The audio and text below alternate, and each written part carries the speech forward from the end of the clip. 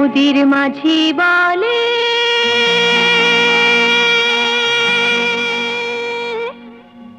এসো নবীন,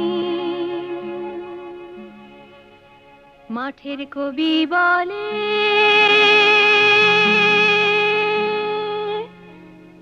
এসো নবীন।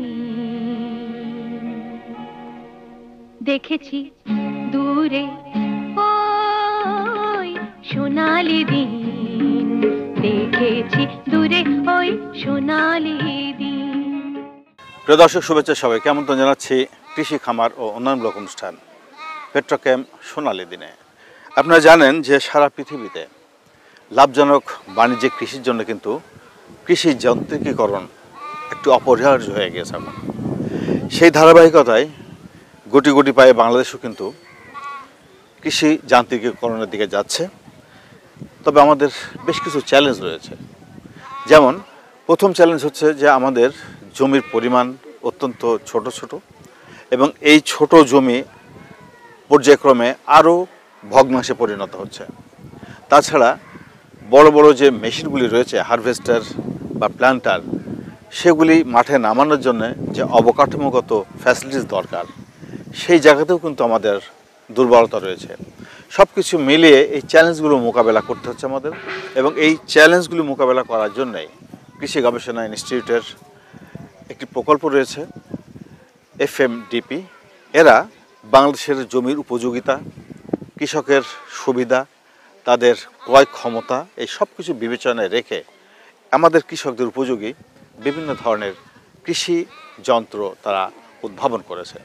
তো এই যন্ত্রগুলি দিয়ে কিভাবে কৃষকরা কাজ করবে এবং কোথায় পাওয়া যাবে, এই সার্বিক বিষয়গুলি নিয়েই তারা মাঠ দিবস করছে, বিভিন্নভাবে প্রচার করার চেষ্টা করছে।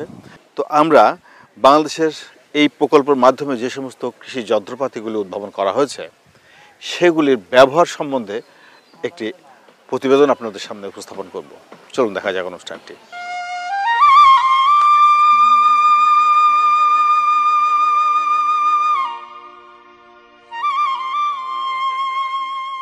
বাংলাদেশ একটি বৈচিত্র্যপূর্ণ কৃষিভিত্তিক অর্থনীতির দেশ।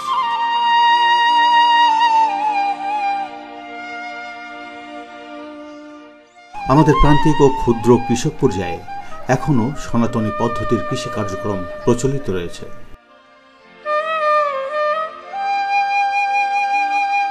যদিও সনাতন কৃষি ব্যবস্থাপনা থেকে যান্ত্রিক কৃষি কার্যক্রমের রূপান্তরে সরকারি ও বেসরকারি পর্যায় থেকে নানা ধরনের উদ্যোগ নেওয়া হচ্ছে, তথাপি নানাবিধ প্রতিবন্ধকতায় ব্যাহত হচ্ছে আমাদের উন্নয়ন অগ্রযাত্রা। এই পরিস্থিতি থেকে উত্তরণে বাংলাদেশ কৃষি গবেষণা ইনস্টিটিউটের ফার্ম মেশিনারি বিভাগ কর্তৃক বাস্তবায়নাধীন কৃষি যন্ত্রপাতি ও লাক্সই প্রযুক্তির উদ্ভাবন প্রকল্প FMDPর আওতায় বাংলাদেশের ভূপ্রকৃতি ও কৃষকের উপযোগিতা বিবেচনায় বেশ কিছু কৃষি যন্ত্র উদ্ভাবন করা হয়েছে। উদ্ভাবিত মেশিনগুলো ইতিমধ্যে কৃষক পর্যায়ে দেওয়া হয়েছে ব্যবহারের জন্য।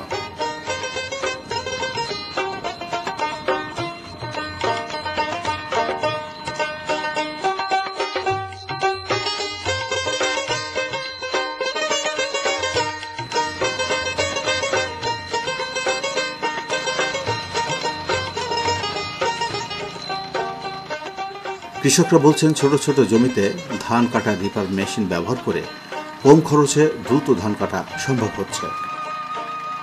FMDP প্রকল্প একটি কার্যক্রম হাতে নিয়েছে।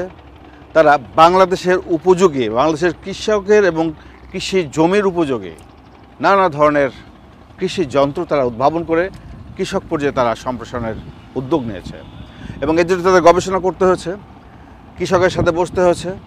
এই সার্বিক কার্যক্রমের পরিপ্রেক্ষিতে আমাদের যে সমস্ত যন্ত্রগুলি এই উদ্ভাবন করা হয়েছে, আপনারা একটু আগেই দেখেছেন যে এখানে রিপার দিয়ে ধান কাটা হচ্ছে। খুব ছোট্ট একটা জমি, এই ধান কাটতে কি সুবিধা হলো আমাদের কৃষক ভাইদের, এই বিষয়গুলি নিয়ে আমরা কথা বলবো। আমাদের সাথে কৃষক রয়েছেন এখানে। কতটুকু জমি এখানে? এখানে জমি 10 শতাংশ। এই যে কত সময়ের মধ্যে কাটা হলো এখন এই মেশিন? এই জমিটা কাটতে আমাদের প্রায় 20 মিনিটের মতো লাগছে একজন লোক দিয়ে। কতটুকু তেল খরচ হলো? এখানে আমার হাফ লিটারের কম লাগছে, হাফ লিটার লাগে নাই। এটা কি পেট্রোলে চলে? পেট্রোলে চলে। যে এইটা যদি ম্যানুয়ালি, মানে আমরা জন দিয়ে কাটতাম, হ্যাঁ, শ্রমিক দিয়ে, তাহলে কেমন সময় লাগতো, কি খরচ হতো? এটা আপনার কাটতে একজন লোকে সারাদিনে কাইটা শেষ করতে পারতো না। আপনি কি একজনই নিতেন না দুজন নিতেন? এই একজনে কষ্ট হয়ে যেত, কিন্তু দুইজন হলে সুবিধা হতো। জন কত করে এখন? এখন জন হলো 800 টাকা। হ্যাঁ। এই মেশিনটা দিয়ে আপনি সারা দিনে কত বিঘা পর্যন্ত ধান কাটতে পারবেন? আমি যদি কাল একসাথে হয় মাঠের পর মাঠ 8-10 বিঘার মতো কাটতে পারবো। কৃষিকাজের পাশাপাশি এইটা দিয়ে হ্যাঁ, একটা ব্যবসায়ী উদ্যোগ হিসেবে নিজেকে প্রতিষ্ঠিত করা যায় না? হ্যাঁ করা যায় তো। করা যায়। করা যায়। মনে করেন যে আমার কিছু জমিও আছে, হ্যাঁ। আমার মেশিনও একটা আছে। হ্যাঁ হ্যাঁ এই মেশিনটা দিয়ে আমার জমির পাশাপাশি আমি অন্য জমিতেও তো এই কাজগুলি করে দিতে হ্যাঁ। পারি, সেখানে তো একটা বাড়তি ইনকাম হতে হ্যাঁ পারে। হ্যাঁ হ্যাঁ। এই মেশিনের দাম কত? এই মেশিনের দাম 2 লক্ষ। 2 লক্ষ টাকা। সরকার তো সাবসিডি দিচ্ছে। জি, সরকার ভর্তুকি দিচ্ছে। তবে 2 লক্ষ হলে পরে সাবসিডি দিয়ে 1 লক্ষ। হ্যাঁ হ্যাঁ। তাহলে 1 লক্ষ পুঁজি দিয়ে আমরা একটা কাজ করতে পারছি, জি, এবং জি। এই 1 লক্ষ তো একবারে দেওয়া লাগে না নাকি? একবারে দেওয়া যায় বা ইয়েতেও দেওয়া যায়, কিন্তু একবারে দেই আমরা। আমার যদি সামর্থ্য না থাকে হ্যাঁ, তাহলে আমি কয়বার দিতে পারবো? এটা কিস্তির মাধ্যমে, সেটা কোম্পানির সাথে বসে আচ্ছা। চুক্তিবদ্ধ করতে হবে। মানে আমার একটা চুক্তি করার সুযোগ আছে, চুক্তি আছে। করে কিস্তির মাধ্যমে দেওয়ার সুযোগ জি আছে। আছে। আচ্ছা, একটা কথা বলেন যে এখানে আজকে আমরা রিপার দিয়ে ধান কাটা দেখলাম, এই জায়গাতে যদি আমরা কম্বাইন হারভেস্টার আনতে চাইতাম সেটা কি সম্ভব ছিল? না, এটাতে সম্ভব ছিল না। অল্প জায়গার জন্য কম্বাইন হারভেস্টার আসবে না। যেহেতু আমাদের জায়গা কম, ছোট ছোট জায়গায় এই ধরনের রিপার মেশিনে এইসব জায়গার জন্য উপযোগী। চমৎকার। আমাদের বাংলাদেশের বেশিরভাগ জমিতে এরকম নাকি ছোট ছোট? না, ছোট ছোট জমি। তো সেক্ষেত্রে তো আমাদের এই মেশিনটা বেশি উপযোগী জি, নাকি? এটাই হ্যাঁ? বেশি। আচ্ছা, আপনি বলেন এই মেশিন দিয়ে এই রিপার ধান কাটা ছাড়া আর কি কি করা যায়? এই রিপার আসলে ধান কাটার জন্য বের করছে, কিন্তু এই মেশিন দিয়ে আপনি ধানের যে গম গম গম গম আচ্ছা। আরো চমৎকার ভাবে কাটা যায়। আচ্ছা। গম কাটলে কোনো সমস্যা, মানে একটা যে ধান দুই একটা নষ্ট হয়, কিন্তু গম কাটার কোনো নষ্ট হয় না, কোনো সমস্যা হয় না। আচ্ছা। আর এর সাথে এই কাটা যায় আপনার সরিষা খুব সুন্দর কাটা যায়। আচ্ছা। এবং কি আমরা গম এবং ধান যে কাটি, আরেকটা আছে আপনার মারাই করা মেশিন আছে। আচ্ছা। আমরা একটু আরো আগায় কাটলে সময় কম লাগে, এবং কি ধানটা আমরা বাঁধতে হয় না। এটা কাইটা সাইরা এমনি আমরা মারাই করা মেশিনে দিয়ে দেই, মানে একবারেই সব হয়ে যায়। ঝাড়াইয়ের যন্ত্র আছে? জি জি দেখানো যাবে আজকে? জি জি অবশ্যই দেখানো যাবে? জি জি অবশ্যই। তো চলেন যাই, আমরা একটু দেখি যে। চলেন, কোন দিকে যাব? এদিকে যে চলেন।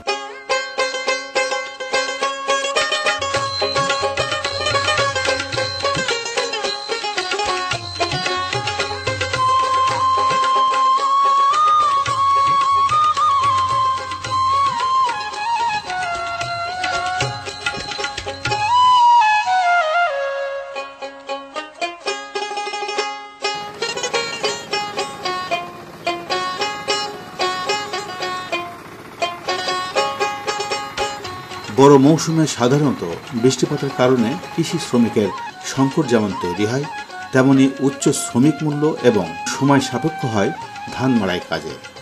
এই বিষয়টি বিবেচনায় রেখে ধান মাড়াইয়ের জন্য উদ্ভাবন করা হয়েছে এই মাড়াই যন্ত্রটি।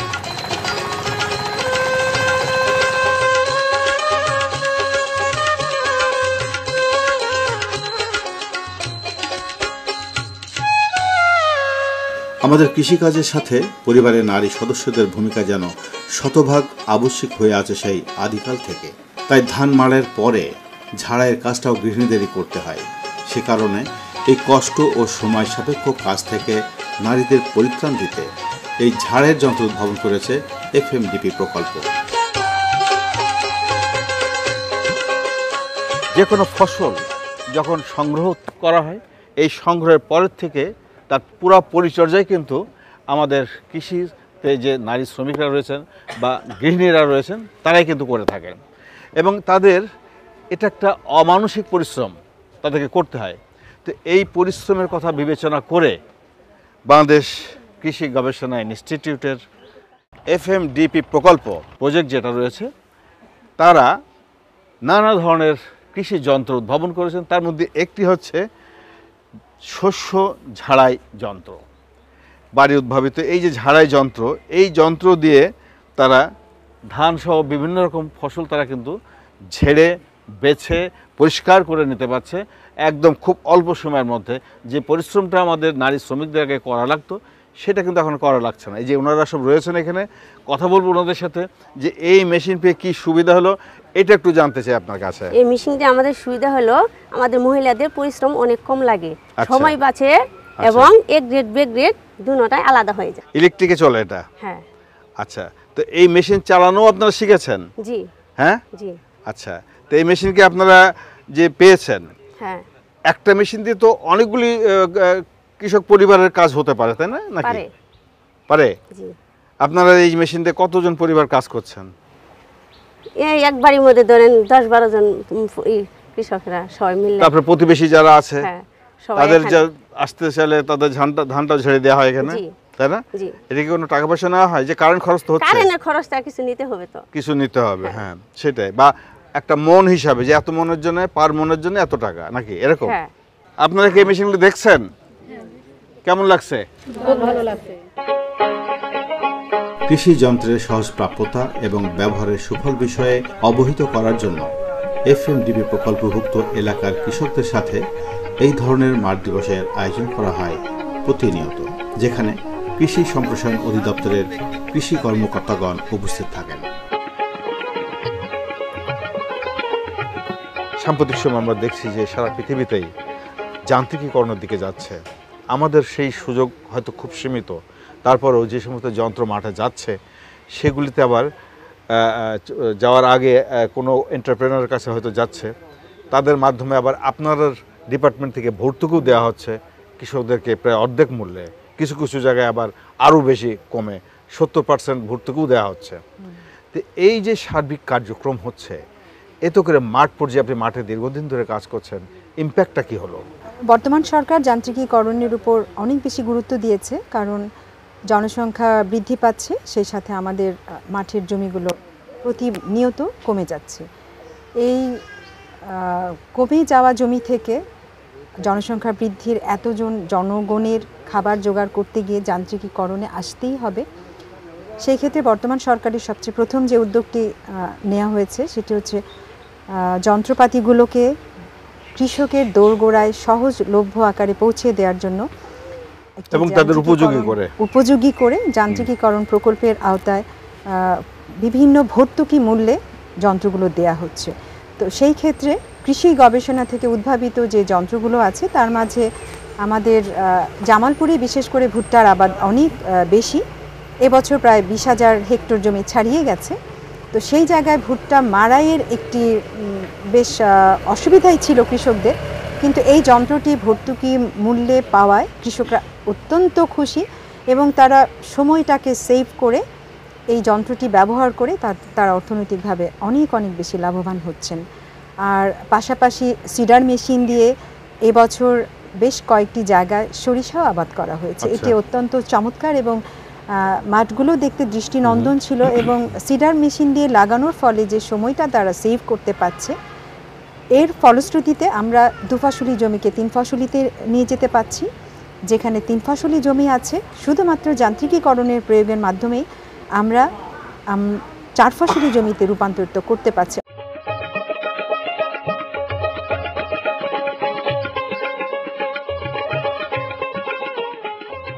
দেশের চর অঞ্চলে, বিশেষ করে তিস্তা নদীর অববাহিকা থেকে গাইবান্ধা, সিরাজগঞ্জ এবং জামালপুরের বিস্তীর্ণ চর অঞ্চলে বাদামের চাষ হয়ে থাকে।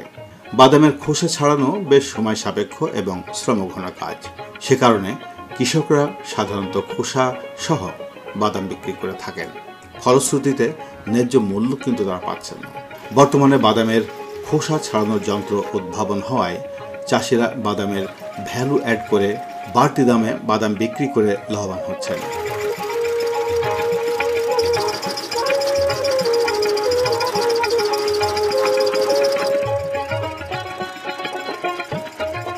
ফলশ্রুতিতে বাদাম চাষের এরিয়া বৃদ্ধি পাচ্ছে ক্রমাগত।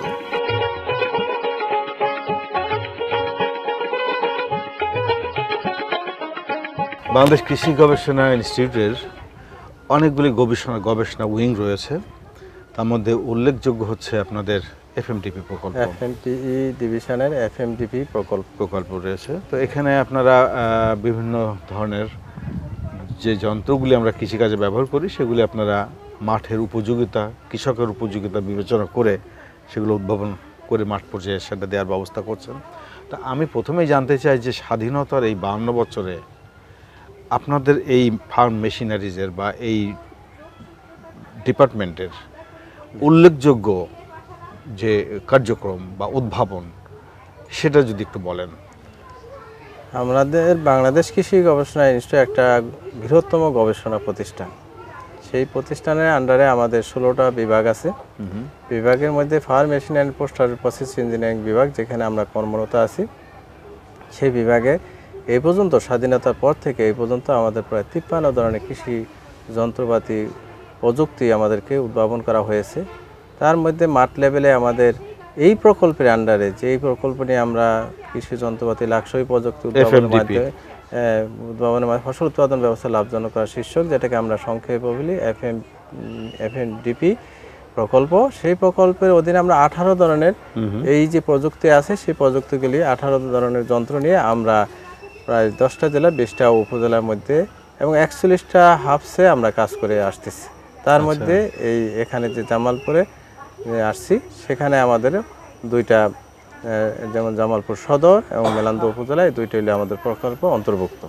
সেই হিসাবে আমরা এই প্রকল্প যন্ত্রগুলি এখানে প্রশিক্ষণের মাধ্যমে কৃষকদেরকে স্কিলনেস অর্থাৎ দক্ষতা, তাদের দক্ষতা বৃদ্ধি করা যায়, তারা মেরামত রক্ষণাবেক্ষণ এবং তাদের সেফটি বিষয়ে আমরা তাদেরকে হাতে নাতে প্রশিক্ষণ দিয়ে থাকি 2 দিন ব্যাপী, এবং তাদেরকে অ্যাডাপটিভ ট্রায়ালের মাধ্যমে আমভাবে যত জনসাধারণ আছে তাদেরকে আমরা এই মাঠ লেভেলে এই যন্ত্র প্রয়োগের মাধ্যমে যে ফসল ফলানো হয় সেগুলি বাস্তবতা কি সেগুলি দেখে তাদেরকে আমরা উদ্বুদ্ধ করি। বাংলাদেশে ভুট্টার মোট চাহিদার প্রায় 60% আমদানি নির্ভরতা ছিল এই কিছুদিন আগেও। বর্তমানে সেই আমদানি নির্ভরতা কমে এসেছে অনেকাংশে। এক্ষেত্রে হাইব্রিড জাতের উন্নত মানের ভুট্টা বীজ আমদানিকারকদের অবদান যেমন রয়েছে, তেমনি ভুট্টার দানা ছাড়ানো বা সেলিং মেশিন উদ্ভাবনে বাড়ির ফার্ম মেশিনারিজ বিভাগের অবদানও রয়েছে অপরিসীম।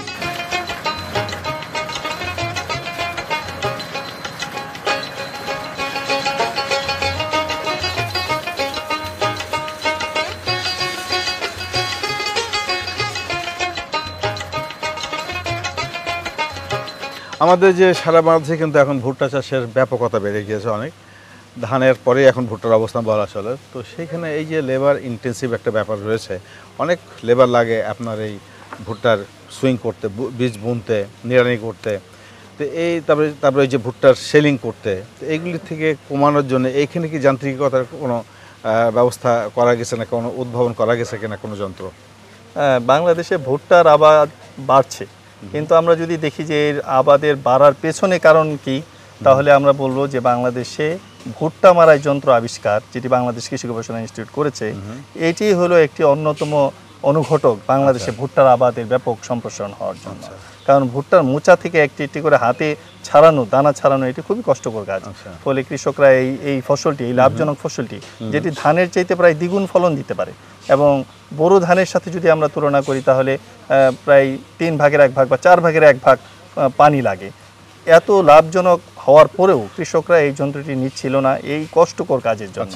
ফলে বাংলাদেশ কৃষি গবেষণা ইনস্টিটিউট ভুট্টা মারাই যন্ত্র এটি কৃষকের জন্য আশীর্বাদ হিসেবে এসেছে, এবং আমাদের 4টি মডেল রয়েছে। এইগুলি কিন্তু সারা বাংলাদেশেই ম্যানুফ্যাকচারাররা তৈরি করে কৃষকের মাঝে ছড়িয়ে দিচ্ছে। বীজ বপনের ক্ষেত্রে কি বলবেন? বীজ বপনের করার ক্ষেত্রেও আমরা দেখেছি যে এটি একটি কষ্টকর কাজ। সেই জন্য বাংলাদেশ কৃষি গবেষণা ইনস্টিটিউট, আমরা যেটাকে বাড়ি সিডার বলছি, আবিষ্কার করেছে। এই মেশিনটি চমৎকার। এটি ভুট্টা বপন করা যায়, একসাথে 2 সারি ভুট্টা বপন করা যায়। আমন ধান কাটার পর জমির মধ্যে যদি মেশিনটি চালায় তাহলে একবারই এক চাষি চাষ হয়, লাইনে বীজ বপন হয় এবং মই দেওয়ার কাজগুলো করতে পারে। ফলে কৃষকরা শুধুমাত্র লাগানোর সময় প্রায় মোর দেন 70% খরচ সাশ্রয় হয়ে যাচ্ছে। জি, একবারই হয়ে যাচ্ছে কাজগুলো, ফলনেও কোনো স্যাক্রিফাইস করতে হয় না। এটা দেখলে শুধু ভুট্টার বীজই বপন করা যায় নাকি আর অন্য কোনো ফসল? এই একই যন্ত্র দিয়ে আবার অন্যান্য ফসলও, গম, ডাল জাতীয় ফসল, সয়াবিন, অন্যান্য এই সরিষা, এগুলো ফসলও বপন করা সম্ভব। ফলে রবি মৌসুমে রবি যে দানাদার ফসলগুলো রয়েছে এগুলো বপন করার জন্য, এমনকি পাটের বীজ বপন করার জন্য এই মেশিনটি চমৎকারভাবে ব্যবহার করা যায়।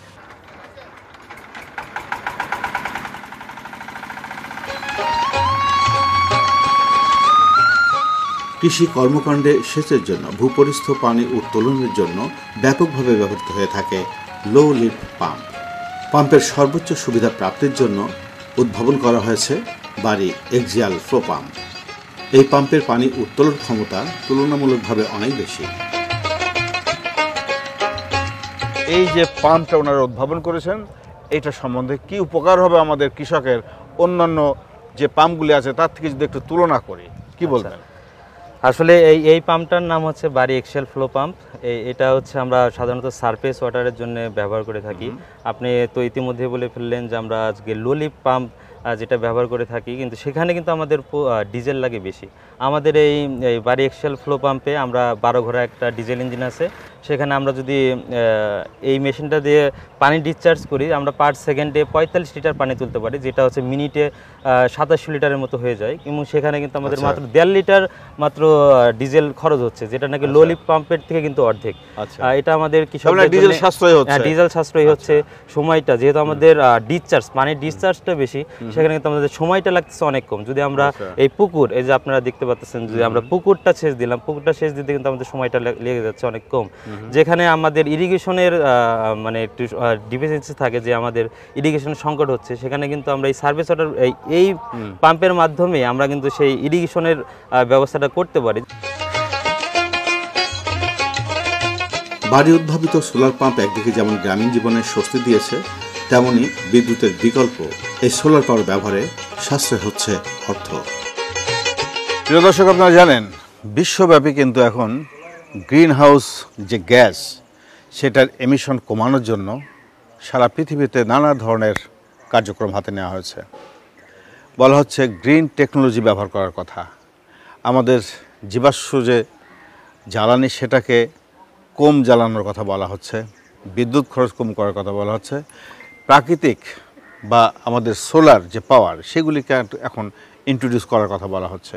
তো তারই ধারাবাহিকতায় বিশ্বের সাথে তাল মিলিয়ে আমাদের বাংলাদেশের কৃষি গবেষণা ইনস্টিটিউট ফার্ম মেশিনারিজ এবং তাদের একটি প্রকল্প আছে FMDP।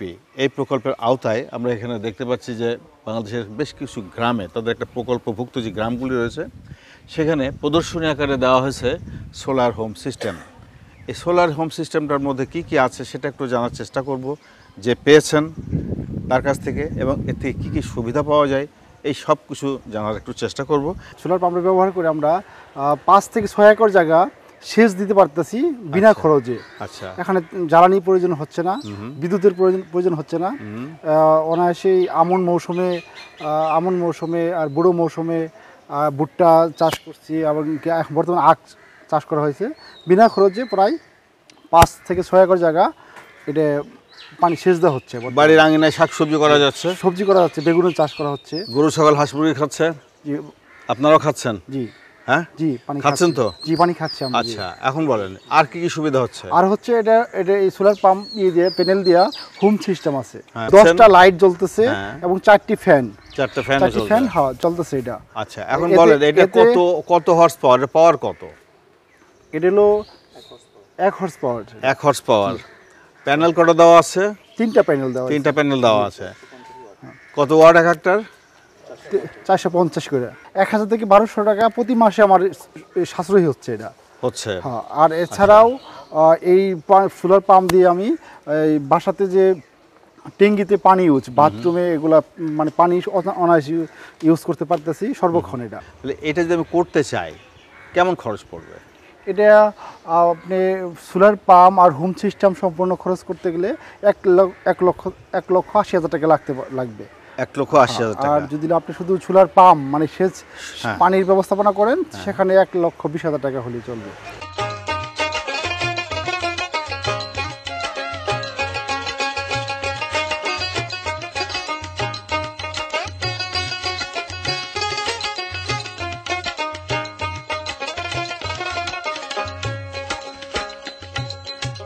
প্রিয় দর্শক, আপনারা দেখছিলেন কৃষি খামার ও অন্যান্য অনুষ্ঠান পেট্রোকেম সোনালী দিন। আজ এ পর্যন্ত, আগামী অনুষ্ঠানে আবার দেখা হবে। সে পর্যন্ত ভালো থাকুন, সুস্থ থাকুন, আল্লাহ হাফেজ। দেখেছি দূরে ওই সোনালী দিন, দেখেছি দূরে ওই সোনালী দিন, নদীর মাঝি বলে